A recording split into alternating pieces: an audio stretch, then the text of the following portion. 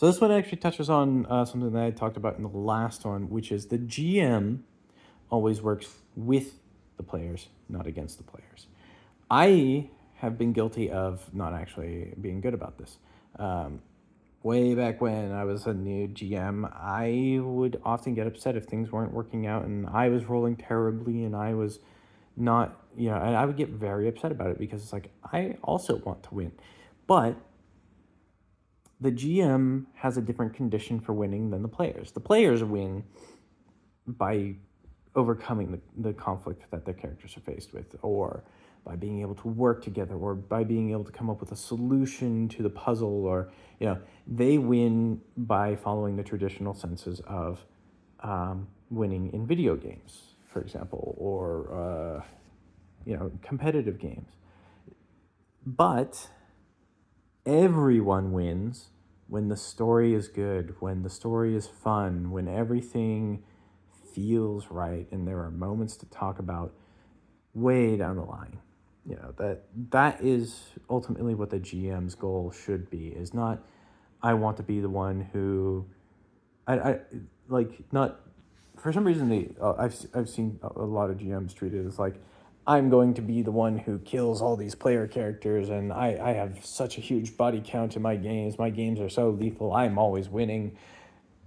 Okay, but are your players having fun? Do they come back to your table? If they are, then congratulations, you've been running the correct game for them. But there are a lot of people who don't like that, and so they're just going to leave your table, and you're going to be confused about it. And really, it's no one's fault but your own. And that's because you're treating it as GM versus player.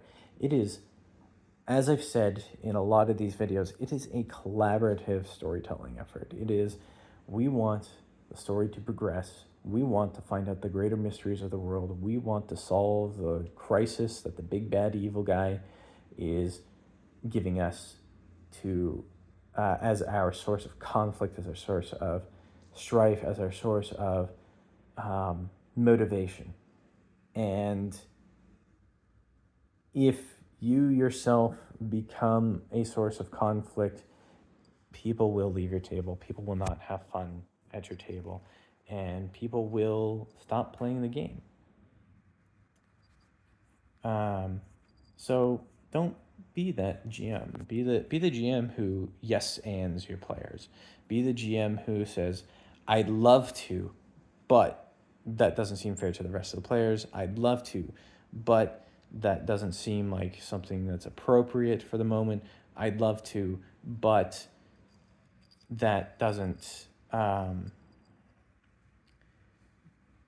fit what you've played your character as, and remind them that like there is a need for consistency in the characterization as well, because that is what will make the story that much more interesting for everyone to interact with.